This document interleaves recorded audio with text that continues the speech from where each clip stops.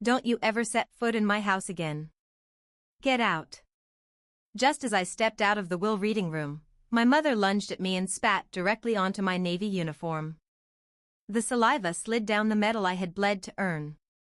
Beside her, my brother Ethan, the acting CEO, sneered.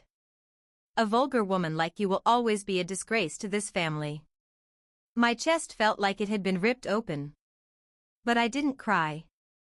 I pulled out a handkerchief, wiped the filth away, stood at attention, and smiled. Actually, Mom, I've already sold this house. I dropped the notice on the table. And Ethan, I just executed my absolute veto right to formally terminate your position as CEO. I turned and walked away, leaving them frozen in the doorway. 6 months ago, I was a fool who endured this blood betrayal in silence. But then my phone screen lit up. 31 missed calls, begging for mercy.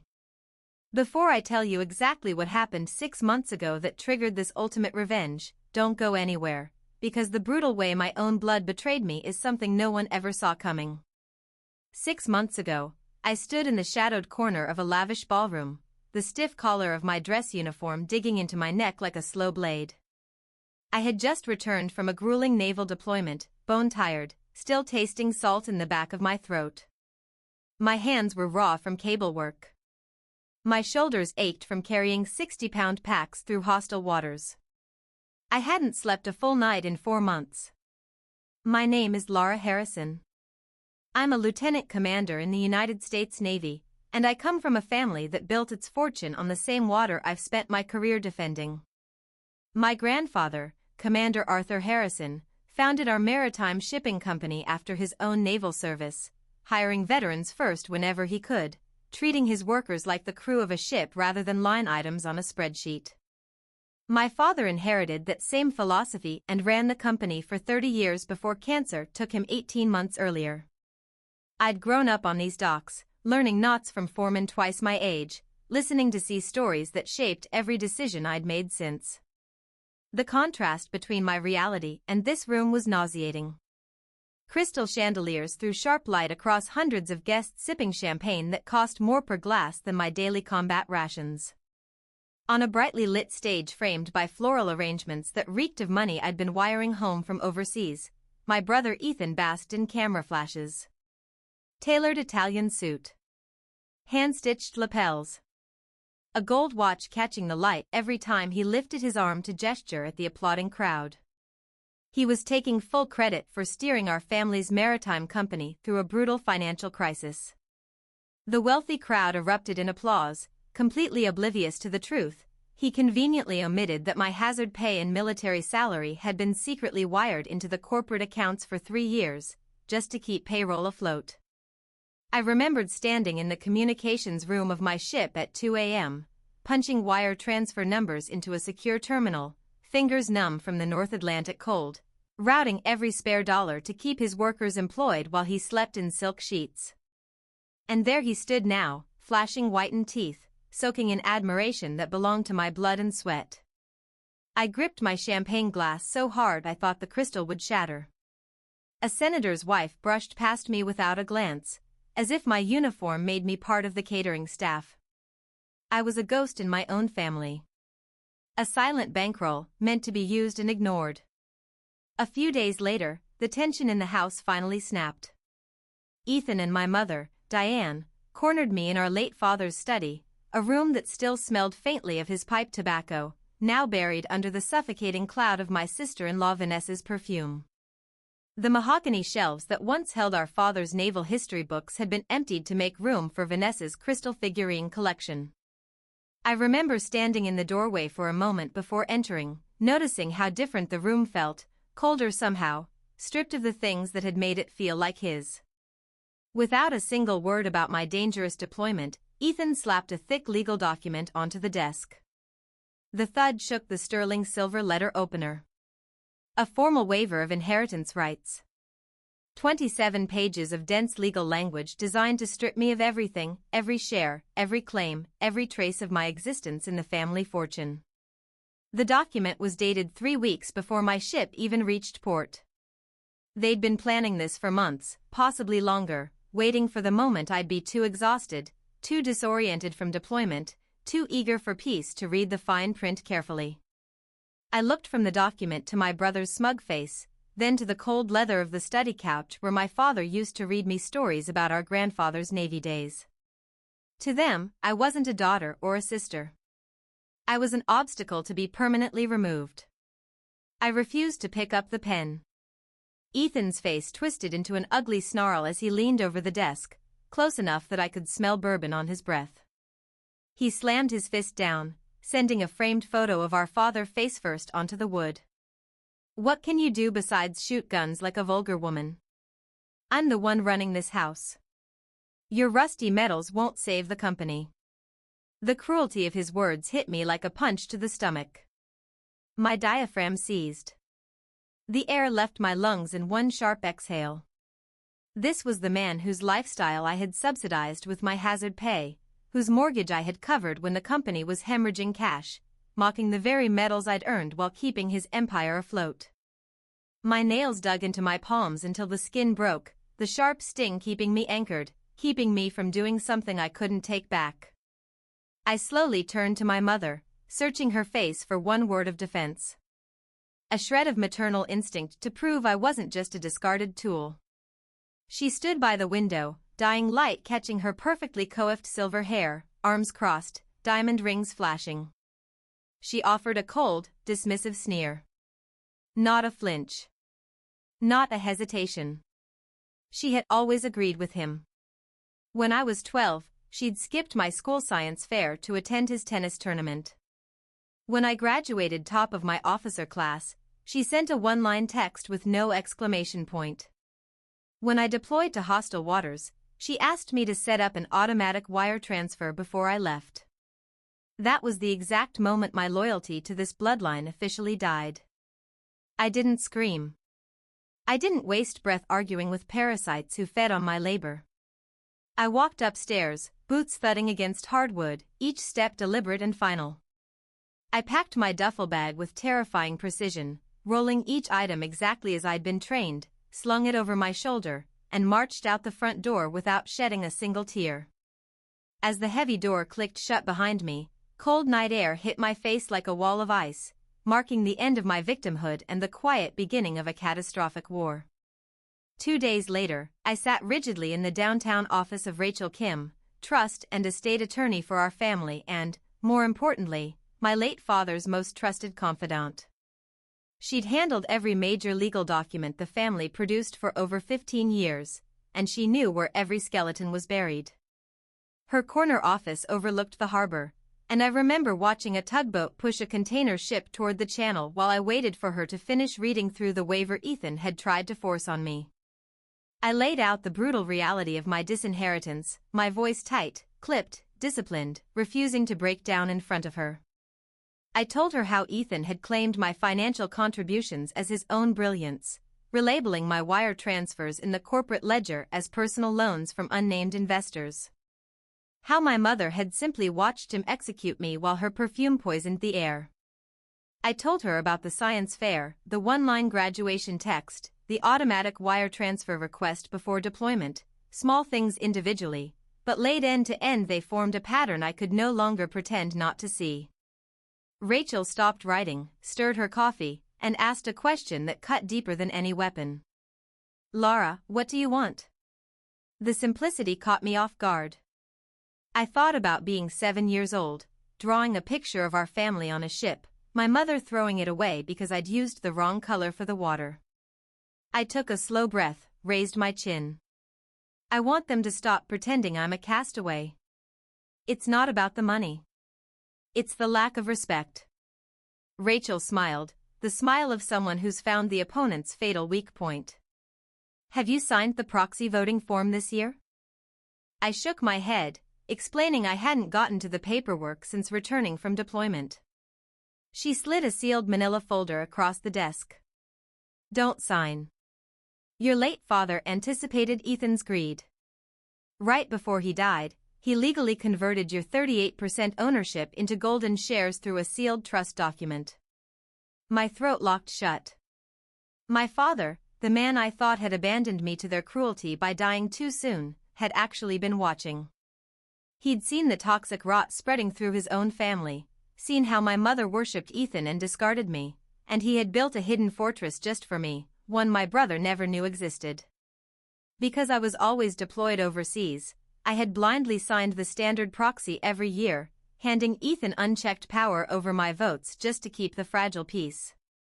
He thought they were ordinary shares, using my signed proxies to push through every self-serving decision and every bogus executive title for Vanessa.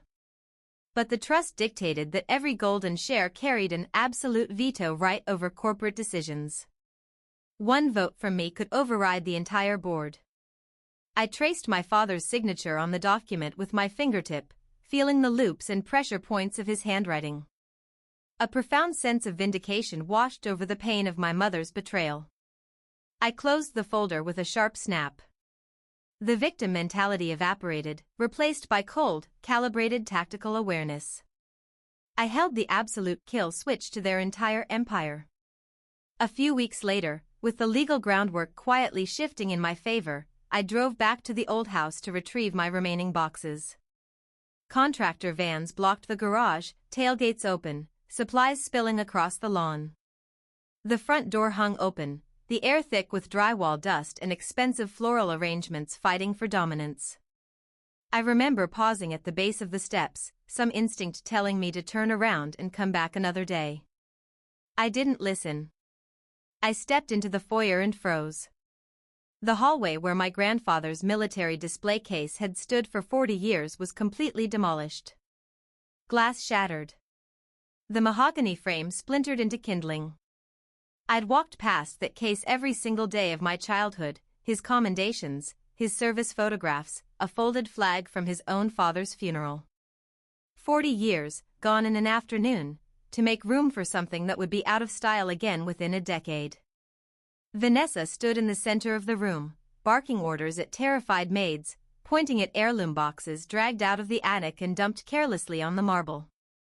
My late father's dress uniform, the one he was buried in every family photo, lay crumpled on the floor, a dirty boot print across the chest where his ribbons had been pinned. Beside it, my grandfather Arthur's antique brass compass, its velvet box cracked open and kicked aside. "Throw all this garbage away," Vanessa snapped. "Make room for my new imported wine cabinet." My mother stood beside her, sipping a mimosa, pinky extended, as though she were presiding over a garden party instead of the disposal of two men's entire military legacy. "That's right," she chimed in coldly, watching a maid sweep silver medals toward a heavy black garbage bag. "This old junk just clutters the house." A purple heart slid across the marble and clinked against the trash bag's metal tie. My mother's absolute lack of respect for the men who had literally built the foundation of her luxurious life was sickening. She was entirely consumed by her obsession with appearances, treating decades of military honor like useless trash simply because it didn't match Vanessa's imported Italian tile samples spread out on the counter. The sheer unfiltered disrespect shattered my final threshold of patience. I tasted copper where my teeth bit through my lower lip, the pain blooming sharp and hot. Every instinct in my body screamed at me to physically throw them both out the door. Instead, I channeled every ounce of my military training into controlled, deliberate movement. I marched forward, shoved past a stunned Vanessa without a word, feeling the crunch of drywall dust under my boots. I knelt down and carefully lifted the heavy brass compass from the dust with both hands, its cold metal immediately grounding me, anchoring me to my grandfather's memory, to everything good and honorable the Harrison name had once stood for. I wiped it clean on my sleeve, feeling every etched groove under my thumb, the needle still pointing true north after all these years. I pocketed my father's purple heart, turned my back on their indignant shouting, and walked out to my Jeep. I locked the doors and sat in absolute silence for 3 full minutes, jaw clenched so hard my teeth ached. The familial war had officially escalated into a mission of destruction.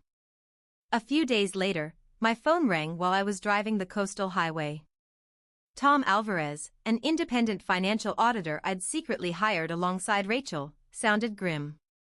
"Laura, I found some things you and Rachel need to see." I pulled over immediately, knuckles white on the wheel. Tom wasn't a man who exaggerated. He wore the same wrinkled button-down to every meeting, pushed his reading glasses up his forehead when the numbers got bad, and never once raised his voice in the 6 weeks I'd known him. If he was calling with that tone, Ethan had crossed a line far worse than simple corporate embezzlement. I drove straight to his cramped, poorly lit office on the 3rd floor of a building that smelled like old carpet and burnt coffee, brown paper taped over the windows. He'd told me once he was paranoid someone from the company might be watching. He spread massive printouts of the company's shadow ledgers across a folding table, paper cascading over the edges and pooling on the cracked linoleum floor, entries highlighted in yellow and red. The red ones spiked my blood pressure. Ethan wasn't just taking credit for my work.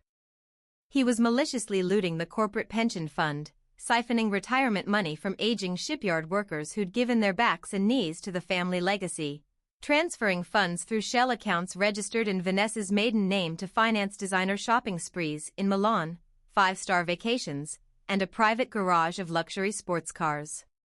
Tom pointed to one transfer, $93,000 to a yacht dealer in Monaco, the exact same day the company announced a hiring freeze and cut worker overtime. The workers had been told there simply wasn't enough money to cover their hours. That was a lie. The money existed. Ethan had just redirected it to a marina in the south of France. Another page showed 18 months of systematic withdrawals from the Employee Medical Benefits Fund, totaling over $400,000. Vanessa had billed cosmetic procedures and spa retreats as executive wellness expenses. The sheer scale of the theft was staggering. Each line item represented someone's life savings being drained dry, one small transaction at a time, buried under enough paperwork that nobody without Tom's patience would ever have found it. My eyes scanned the long list of drained accounts and stopped on one name. Frank Doyle. The shipyard foreman, a thick-necked, granite-faced man who'd served directly under my grandfather in combat, dedicated 40 years to building the family legacy, his hands scarred from debt cables and welding sparks. Frank had bounced me on his knee at company picnics when I was 5. He'd taught me how to tie a bowline knot. Ethan was robbing a loyal old soldier blind, stripping away the money meant to pay for Frank's heart medication and his wife's home care, just to buy imported wine cabinets and sports cars. The disgust I felt was radioactive. This was no longer a petty family squabble over pride in titles. This was theft, fraud, and a complete betrayal of the hard-working people who'd actually built our empire from the ground up, people who trusted our family name because my grandfather and father had made it mean something. I rolled up the ledgers, shoved them into my satchel, and gave Tom a decisive nod. I wasn't just going to fire my brother. I was going to burn his fraudulent world to the ground, and make sure every stolen dollar was accounted for. The night before the annual board meeting, my laptop chimed with a high-priority email from Ethan. Arrogant, demanding I immediately sign and return the proxy voting form. He didn't ask. He ordered. He'd even CC'd our mother, as if her silent endorsement would pressure me into obedience. I didn't reply. I sat alone in the pitch dark of my sparse apartment, the only light the harsh blue glow of my laptop. Military clean. Nothing on the walls except a single photo of my grandfather in his navy dress whites, jaw set, eyes locked forward, the same expression I was wearing now. I laid out my navy uniform on the bed, brushing away every speck of lint, straightening every crease, checking the ribbons twice. I took out my grandfather's brass compass and polished it rhythmically until it gleamed like a newly forged weapon. I thought about what my grandfather would say if he could see what his family had become. He'd built that company with men who trusted him with their lives. Ethan had turned it into a personal piggy bank. I pulled up the digital proxy document. I stared at the empty signature line for a long time, the cursor blinking like a heartbeat. For years I had signed away my voice just to keep the fragile, toxic peace. Each past signature had been a small surrender. Not tonight. I closed the document without typing a single letter, leaving the signature line gloriously, permanently blank. I attached the blank proxy and Tom's devastating audit reports to a heavily encrypted email, addressed to Rachel Kim. I typed a simple 3-word phrase, hit send, and shut the laptop. Ready to fire. The screen went black. My brother's blind self-satisfaction was about to become his own tomb. The trap was set. Before I walk into that boardroom to publicly end my brother's career, what would you do in my shoes? Take the money and walk away, or burn his fraudulent empire to the ground? Tell me in the comments, and keep watching, because his face when he realizes he's lost everything is absolutely priceless. Exactly at 10 a.m., the heavy oak doors of the corporate boardroom were locked from the inside. The entire executive board sat around the polished table, murmuring nervously among themselves, their expensive water glasses untouched, their legal pads blank. Word had clearly gotten around that something unusual had been called for that morning, though none of them knew exactly what. I did not sit in the corner today. I sat dead center, in the oversized chairman's seat, dressed in my crisp navy uniform, medals perfectly aligned across my chest. The brass compass sat in front of me on the table like a loaded weapon. Rachel Kim sat calmly to my right, organizing her legal briefs with surgical precision. Tom Alvarez sat to my left, hands resting on the stack of audit files, his reading glasses pushed up on his forehead. The board members stared at me in stunned silence, completely unaccustomed to seeing the disgraced sister in the seat of absolute power. 5 minutes later, the side door flew open and Ethan strode in, holding liquidation papers and a travel mug of imported coffee, grinning, already picturing his early retirement on a beach. He stopped dead in his tracks, his expensive leather shoes squeaking sharply against the hardwood floor. His grin vanished, his face draining of color as his eyes locked onto me sitting in his throne. The travel mug tilted in his hand, coffee sloshing over the rim and staining his cuff. "What the hell are you doing here?" he roared, pointing a shaking, manicured finger at me. He expected me to flinch, to cower exactly like I used to. I didn't blink. I leaned into the table microphone, my voice echoing coldly off the paneled walls, steady as a ship's compass. I am the veto-holding shareholder. Before Ethan could process the devastation of that sentence, Rachel hit a button on her laptop. The high-definition projector lit up the screen behind me, Tom's shadow ledgers, the stolen pension funds, the shell account transfers to Vanessa's maiden name, the undeniable receipts for luxury vacations, designer handbags, and sports car leases, all funded by the blood and sweat of the shipyard workers. The board gasped in collective horror, faces going white one by one as they leaned forward to read the numbers, whispering to one another as the scale of the fraud was laid bare, each slide worse than the last. Ethan began screaming, slamming his hands on the mahogany table, accusing me of faking the documents, of conspiring with Rachel to destroy the family name because I was jealous of his success. His pathetic attempts to gaslight the room were completely useless against the hard, undeniable mathematics of his crimes, flashing on the wall in precise, annotated columns Tom had spent weeks verifying against bank records. I stood up slowly, towering over his pathetic, desperate tantrum. I reached into my uniform pocket, pulled out my grandfather's antique brass compass, and slammed it down onto the mahogany table. The sharp metallic crack echoed like a gunshot through the room, silencing his hysterical shouting instantly. Every pair of eyes in the boardroom locked onto the compass, then shifted slowly to me. I locked my eyes onto his terrified, shrinking gaze and delivered the fatal blow, my voice dropping to a terrifyingly calm register I had learned from the best commanding officers in the United States Navy. Medals can't buy the company, but military discipline will punish traitors. I'm not destroying the company. I'm saving it from you. The sheer force of that truth hit him so hard he physically stumbled backward into the wall. His legs buckled. The 25-year illusion of his superiority shattered into a million irreparable pieces right in front of the entire executive board. Ethan suddenly lunged forward toward the projector cart, desperately trying to rip the HDMI cable out of the wall to stop the bleeding, to kill the evidence before the board could see any more. I raised my hand in a sharp, commanding gesture, signaling Rachel. She stood up, straightened her blazer, and formally announced to the panicked room that under the ironclad authority of my 38% golden shares, I was legally exercising my absolute veto right against all his proposed liquidation plans. The power shift in the room was instantaneous, brutal, and devastating. The very foundation of his authority evaporated into thin air. The board members, previously intimidated by his bullying for years, now looked at him not as a CEO but as a severe legal liability who had exposed them all to criminal prosecution. He was completely exposed, trapped in a room full of people who suddenly realized he held no actual power over them anymore. Realizing they were legally complicit in massive corporate fraud if they continued to support him, the board members instantly turned on him. Within 60 chaotic seconds, an emergency motion was formally proposed and passed unanimously, every hand shooting up without hesitation. Using my veto leverage to back the board, I legally stripped Ethan of his CEO title effective immediately.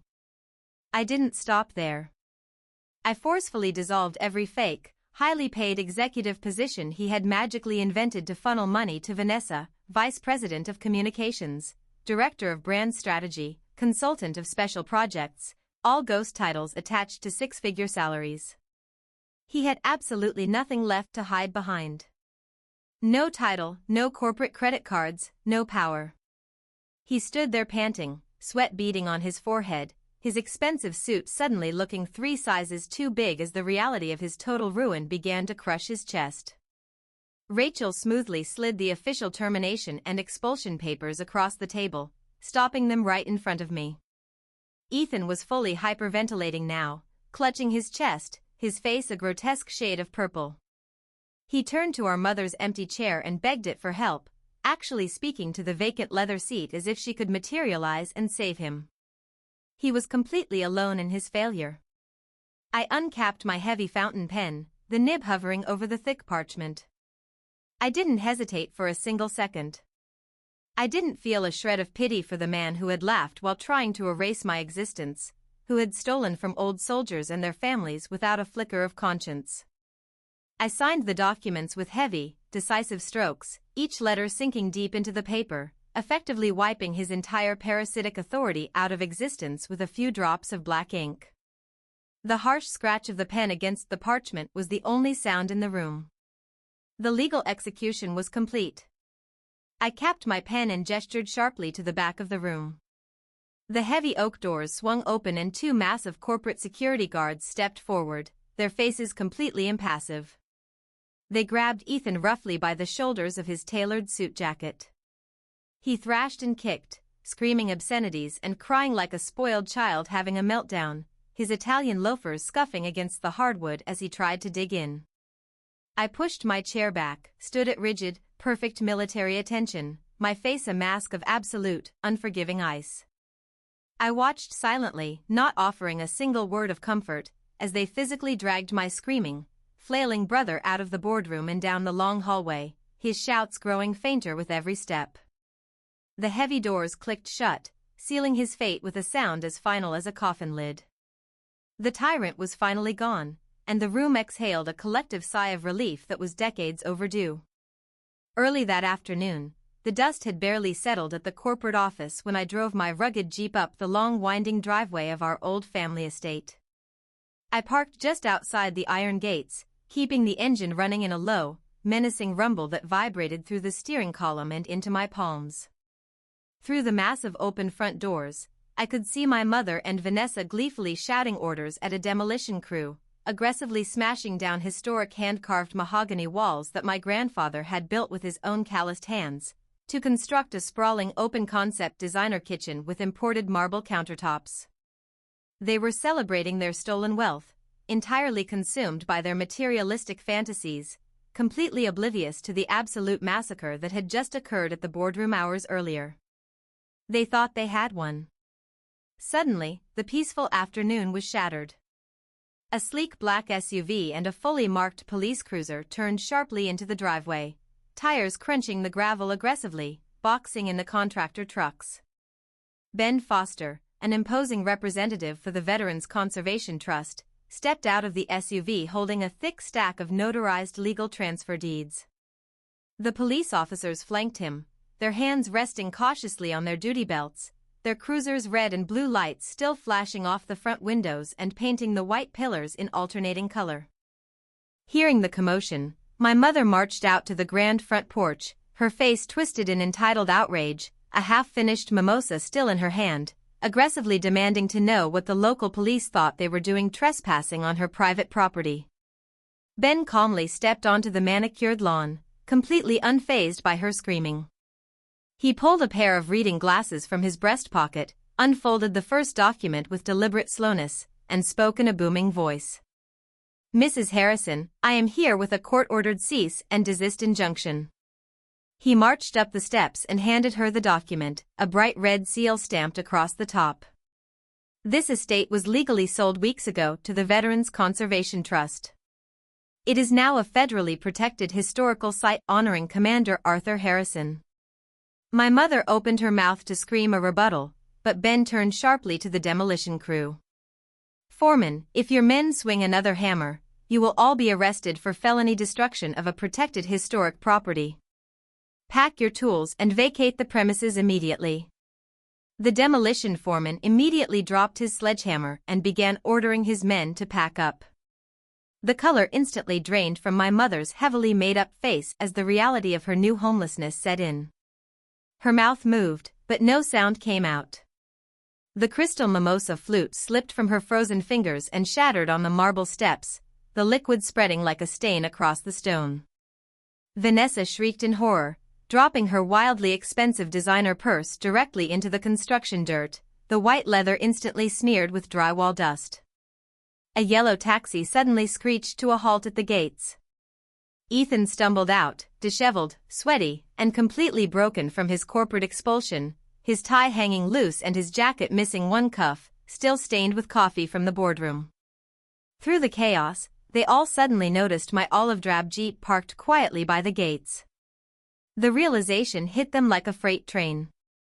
They ran toward me, all three of them pounding frantically on the reinforced glass with their fists and open palms, begging and crying for me to stop this, to show them mercy, to remember that we were family. Their manicured nails scraped against the window. My mother pressed her face against the glass, her mascara running in black streaks, mouthing words I couldn't hear over the engine. I stared right through their terrified faces, completely devoid of emotion. I slowly rolled up my window, put the Jeep in drive, and left them choking in the dust. 3 months later, a brilliant sun rose over the fully restored family shipyard. I stood on the main deck, not in my rigid uniform but in simple civilian clothes, the salty morning breeze filling my lungs with clean air for the first time in years. The restoration itself had taken most of those 3 months, new payroll systems with independent oversight, a rebuilt pension fund with quarterly audits written permanently into the company bylaws, and a board that finally understood exactly what the Harrison name was supposed to mean. Hundreds of workers packed the docks shoulder to shoulder, hard hats tucked under their arms, weathered faces turned toward the podium. Every pension had been fully restored. Every stolen dollar accounted for and returned. The company was finally operating with the honor it was founded upon. Frank Doyle, dressed in his best navy blue suit, his wife's careful ironing on the collar, walked slowly to the podium. His knees were bad, but his back was ramrod straight, the posture of a man who'd served his country and never forgotten how. He gripped the edges of the lectern with scarred hands that had welded ship hulls for 4 decades and pulled countless men from dangerous situations on the factory floor. He looked out at the massive crowd of his peers, men and women who had stood beside him through layoffs and broken promises and corporate lies, and spoke with a rough, emotional voice that cracked on every third word. He didn't thank the board. He didn't mention Ethan. He looked directly at me. I served under Commander Harrison when we were both young and too stubborn to be scared. The Harrison name used to mean absolute honor on these docks. He paused, wiping a calloused hand across his jaw. When the suits up top abandoned us, stole our sweat and our futures, one person stepped into the line of fire. "Laura, you used your discipline and your courage to save our pensions and our families. You didn't just save this shipyard. You restored the Harrison name. The entire shipyard erupted into a thunderous, deafening standing ovation that vibrated deep in my chest. I clenched my jaw and held my composure, pressing my nails into my palms, because officers do not cry in formation. As they cheered, my mind drifted briefly to the thick stack of unopened envelopes at the bottom of my apartment garbage can, frantic apology letters from my mother and Ethan, begging for money, for shelter, for forgiveness. Expensive cream stationery, the kind my mother had always used for her society correspondence. I felt absolutely nothing for them. I had already forgiven them in my own heart, freeing myself from their toxic poison. But I had permanently cut all contact. No phone calls, no visits, no exceptions. Some bridges are meant to be burned to the ground, to keep the monsters from crossing over. I stepped forward to the edge of the deck, looking up at the beautifully restored memorial photos of my grandfather and father displayed above the main shipyard doors, the men who taught me what true honor meant, their faces calm and steady in their navy dress uniforms, watching over the empire they'd built with calloused hands and unbreakable integrity. I raised my hand in a crisp, perfect military salute, holding it for a long, silent moment while the applause slowly faded into a respectful silence that stretched across the entire shipyard. The breeze caught the American flag above me, snapping it taut. I had honored their legacy. I had protected the innocent workers. And finally, for the very first time in my entire life, I was entirely, beautifully free. People sometimes ask me if I regret how it ended, the estate seized, the family scattered, no reconciliation waiting on the other side of any of it. I understand why they ask. But I don't regret protecting the people who actually earned my loyalty. Frank Doyle earned it. The shipyard workers earned it. My grandfather and father earned it with a lifetime of honor I refused to let two people erase in a single afternoon. I think about my father often, the man I once believed had abandoned me by dying too soon, who turned out to have been watching all along, quietly building a fortress around the one part of his legacy he trusted to protect it. He never got to see the boardroom, the compass hitting the table, the salute on the deck. But I like to believe he already knew exactly how it would end, because he was the one who armed me for it. Walking away from a toxic bloodline isn't a defeat. It is the ultimate victory for your own inner peace. If this story stayed with you, I'd love to hear in the comments how you found the strength to rebuild your life after a deep betrayal.